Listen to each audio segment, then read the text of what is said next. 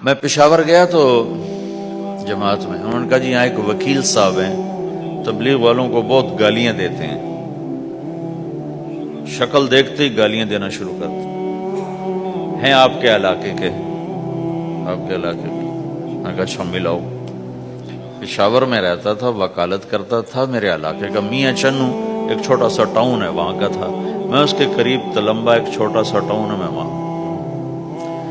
تو جب ہم ان کے دروازے پر گئے اور نوک کیا تو دروازہ کھلتے ہی انہوں نے وہی کام شروع کر دیا، دیکھتے ہی۔ اور کہا میں نے تمہیں کتنی دفعہ کہا ہے، وہ جو مقامی، کہ تبلیغ والوں کو میرے دروازے پر مت لایا کرو۔ میں نے اس سے کہا بھائی میں تو تبلیغی بن کے آپ کے پاس نہیں آیا،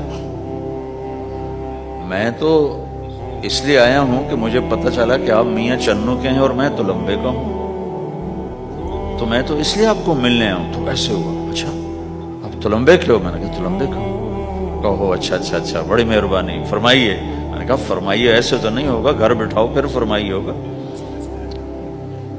تو اس نے دروازہ کھولا، ہمیں بٹھایا، میں نے کوئی تبلیغ کی بات نہیں کی، چائے وائے پلائی۔ تو میرے والد صاحب اپنے علاقے کے مشہور آدمی تھے، تو جب میں نے اپنا تعارف کرایا تو وہ اور خوش ہو گیا، کہا تو آپ کے باپ کا الیکشن تو میں نے لڑا ہے، ان کے لیے ووٹ مانگنا۔ تو ایسا خوش ہو گیا اور کھل گیا اور چائے پلائی، بات چیت ہوتی رہی۔ تو اٹھتے ہوئے میں نے کہا فلاں مسجد میں ہماری جماعت آئی ہوئی، میں نے کہا چلو آپ کو بتا دوں۔ مغرب کے بیان میں وہ آیا ہوا تھا۔ پھر جتنے دن میں وہاں رہا وہ آتا رہا آتا رہا آتا رہا، میں واپس چلا گیا۔ بیچ میں کئی سال گزر گئے۔ لاہور کیولری گراؤنڈ ایک مشہور جگہ، وہاں میرا بیان تھا۔ جو کرکٹر آئے ہوئے تھے، ان کو ہم نیا سعید انور، انضمام، مشتاق، ان کو ہم قریب کر رہے تھے، اس وقت نئے نئے ان کو قریب کر رہے تھے، تو یہ لوگ آئے ہوئے تھے۔ تو بیان کے بعد ان کو لے کر ہم ایک کمرے میں بیٹھے، اس کمرے کی دیوار شیشے کی تھی، تو لوگ اندر آنے کی کوشش کر رہے تھے، تو ان پہرے والے ان کو روک رہے تھے۔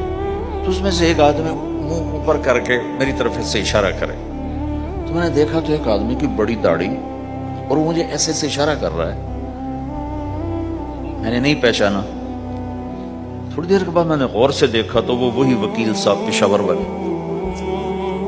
وہ ان کو اندر بلاؤ اندر بلاؤ۔ اندر آئے تو میں اٹھ کے ملا، کہنے لگے یہ دیکھو یہ تمہارا ایک گشت،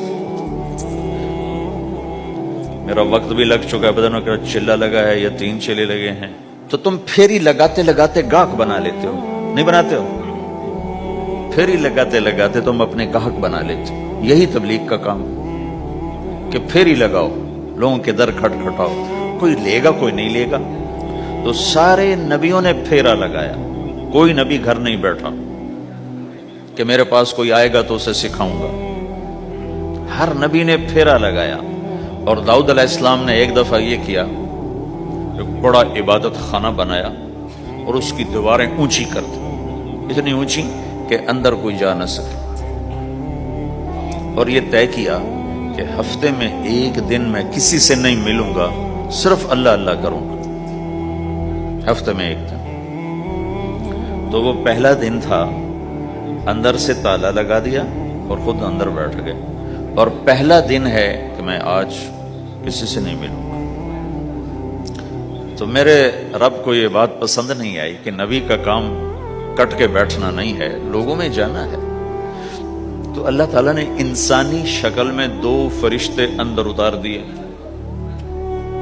اذ تصوروا المحراب ففزع منهم قال لا تخف خصمان بغى بعضنا على بعض فاحكم بيننا۔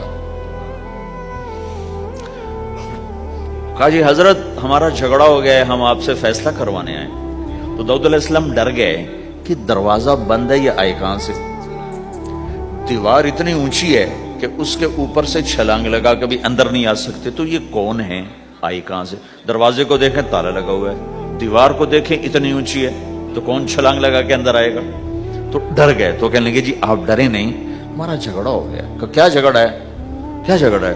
کہ ان ھذا اخی لہ 99 نعجہ ولی نعجۃ واحدہ فقال اکفلنیھا वअज़्ज़नी फ़िल ख़िताब। ये मेरा भाई है, इसके पास 99 बकरियां हैं, भेड़ें, 99 भेड़ है और मेरे पास एक है।